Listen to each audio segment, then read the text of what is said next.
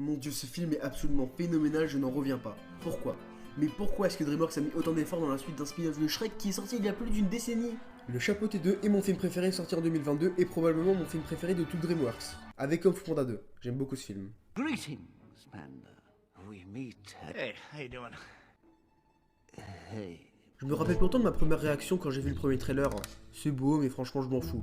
Puis tout le monde va le voir, tout le monde l'aime, je vais le voir et je les comprends. Pourtant, le scénario est très basique. Le chapeauté perd son avant-dernière vie, prend sa retraite, mais apprend qu'il serait possible de récupérer ses 9 vies grâce à une étoile qui pourrait lui exaucer un souhait. Il s'embarque donc dans une longue quête semée d'embûches, miroitant la possibilité de se voir exaucer son vœu pour redevenir la légende qu'il était autrefois, le chapeauté. Comme je vous l'ai dit, c'est basique. Alors pourquoi ce film est-il aussi bon? Eh bien car le scénario c'est qu'un prétexte pour le véritable intérêt du film, son inspirante créativité et ses personnages. Enfin, je veux dire, le voyage de Shiro peut se résumer aussi facilement. Sur le chemin vers leur nouvelle maison, Shiro et sa famille trouvent un manquet. Ses parents se goinfrent, se transforment en porc et c'est à Shiro de les sauver. Et pourtant, c'est un des meilleurs films de l'histoire, donc vous voyez bien que le scénario n'est pas la seule qualité que nécessite une œuvre. Là où le film brille, c'est du côté de ses personnages, et il y en a un dont j'aimerais tout particulièrement vous parler en premier. Et vous savez déjà c'est lequel. Retire. You are too good looking to retire.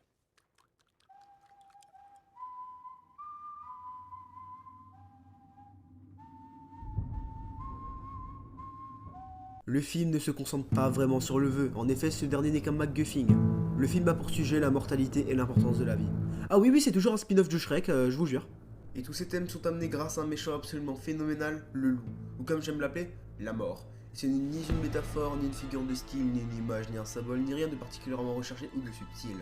Voici la mort au sens le plus simple. On le voit pour la première fois dans la fameuse scène du bar. Gauthier sirote son lait, peu convaincu par le conseil de son médecin qui est de prendre sa retraite. Puis d'un coup, il est là, il est grand, il est imposant, le loup est présent et il est terrifiant. Le chapeauté le prend d'abord pour un simple chasseur de primes et tente de l'affronter. Mais il se prend une dérouillée lunaire. Il est contraint à prendre la fuite et décide, sûrement de peur, d'aller passer sa dernière vie chez Mama Luna. Donc je vous refais le topo, en un combat non seulement le loup réussit à rétamer la légende, mais le traumatise à un point qu'il décide d'aller prendre sa retraite. Et ça ne s'arrête pas là.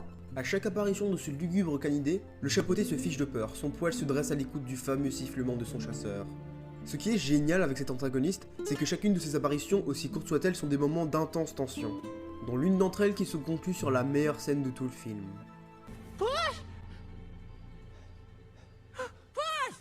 What's wrong?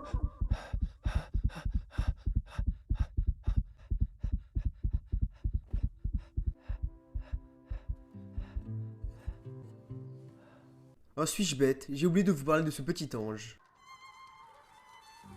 Lors de sa retraite, le chapeauté fait la rencontre d'un chat nommé... attends, c'est un chien? Okay. Full disclosure, I'm not a cat. I'm a dog. Donc d'un chien non nommé qui finit par nommer Pelito. Pour ceux qui n'ont pas eu Black plus 5 en tacos, ça veut dire chien. Ce dernier montre immédiatement une grande affection pour notre héros à... Attends, il s'appelle Pickles maintenant? Donc il s'attache très vite à à Pickles, et lorsque ce dernier va voler une carte à un certain personnage dont on va parler plus tard, qui suit notre héros et est prêt à le conduire hors d'affaire, notre petit Pelito. D'ailleurs, c'est une bonne transition pour parler de la deuxième alliée de notre chapeauté, Kitty. Ce chat noir, non je ne vais pas dire le mot au féminin et vous savez très bien pourquoi, cherche aussi l'étoile et les deux anciennes connaissances se retrouvent plus ou moins forcées à coopérer. Kitty a pour souhait d'enfant pouvoir faire confiance à quelqu'un. Elle n'a jamais connu personne à qui se confier hormis le chapeauté lui-même qui s'est enfui. Et à la fin du film, elle se rend compte qu'elle n'a aucune raison de faire ce vœu. Elle s'est déjà fait non pas un, mais deux amis de confiance pendant cette aventure. Bon, elle connaissait déjà Poté, mais t'as compris ce que je voulais dire. Mais si cette quête avait été une simple ligne droite sans embûche, est-ce que cette conclusion aurait vraiment eu lieu d'être? Non. Ce qui a rapproché nos héros lors de cette aventure, c'est bien les péripéties. Et quelles sont les causes de ces dernières? Les antagonistes, bien sûr. Bah oui, si notre groupe était tout seul à vouloir le souhait, ça aurait été trop facile. D'autres groupes sont à la recherche de l'étoile, à commencer par... Jack Horner est le patron d'une puissante entreprise familiale de pâtisserie qui cherche l'étoile pour... disposer de toute la magie du monde? Attends, quoi? T'as le chapeauté qui souhaite retrouver ses vies pour redevenir la légende, Kitty qui veut simplement être aimé, et lui c'est quelque chose d'aussi égoïste et démesuré. Bah ouais, l'égoïsme et la démesure, tels sont les deuxièmes noms de ce cher Jack. Il est une caricature pure et dure du capitaliste avide de richesse. On peut d'ailleurs le voir dans son bureau, où il possède toutes sortes de denrées inestimables qu'il considère comme des jouets de Happy Meal. C'est un gros bébé avide de richesse, et contrairement à ce que l'on pourrait penser, ça marche très bien. Shoot a puppy, are you, Jack? Yeah, in the face. Why? Sa démesure est franchement hilarante. La manière négligée et parodiquement horrible qu'il a de traiter ses cuistots, soit en les laissant à leur sort, soit en les tuant par mégarde ou même en faisant un pont. Attends, quoi? Et sa moralité ne s'améliore pas après l'apparition du criquet, la conscience de ce beau bébé qui est évidemment une référence à un sécateur. Tout ça nous laisse avec un méchant certes marrant et franchement divertissant, mais aussi une belle satisfaction lors de sa défaite.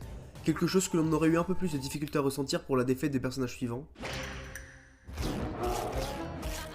Cette famille de brigands composée de papa, maman, bébé et boucle d'or recherchait aussi la carte, pour changer. Sauf que cette fois c'est un peu plus différent. Les 3 ours ne savent pas quel souhait elles vont demander. Seule boucle d'or le sait, elle veut une vraie famille. Ouais, dit comme ça peut surprendre, car franchement les ours sont adorables et absolument hilarants. Make a talk. Excuse me, my darling. Is that a stick?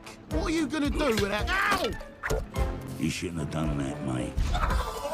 Mais Boucle d'Or ne se considère pas comme l'une des leurs car ce n'est pas une ours et mon dieu quand elle révèle ça avec sa mère dit ça. Whether you think we're your family or not, if this is something that will make you happy, we'll get you that wish. J'ai failli chialer. Pendant le film j'avais peur que ce soit une twist villaine qui utilisait les ours qui l'ont gentiment adopté afin d'arriver à ses fins. Mais on ne parle pas de Jack ici donc ce n'est pas vraiment le cas. Tout ce qu'il fallait, c'est qu'elle réalise qu'elle avait déjà ce qu'elle voulait avant même de commencer sa quête. Tout comme Kitty qui a enfin trouvé en poté la personne avec qui elle pouvait faire confiance. D'ailleurs, ce dernier a enfin appris à valoriser la vie et mon dieu, cette conclusion est trop bien. Comme je vous l'ai déjà dit, le scénario ne se focalise pas uniquement sur une chose mais sur plusieurs histoires secondaires qu'ils emboîtent parfaitement. Et vous voulez savoir ce qui s'emboîte bien aussi? Vous et le bouton s'abonner bien sûr. Ainsi que moi et Tamé. Le chapeauté qui se rend enfin compte de la valeur de la vie, Kitty qui apprend enfin à faire confiance à quelqu'un, en l'occurrence de quelqu'un, oui ça veut rien dire t'as un problème, Boucle d'Or qui réalise que sa vraie famille mal était avec elle depuis le début, et Jack, bon mais est-ce que Jack méritait vraiment une happy ending? Je ne pense pas. Il est drôle mais il est juste drôle grâce au fait que ce soit un fils de...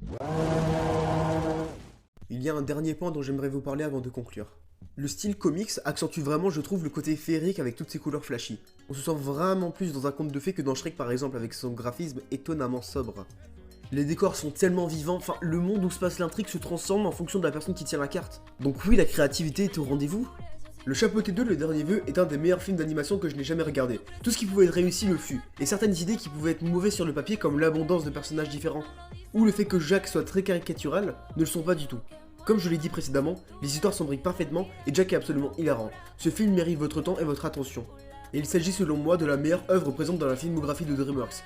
Tiens, entre les Bad Guys et ce film, DreamWorks est vraiment dans une bonne lancée. Je me demande qu'est-ce qu'ils sont en train de... Oh non...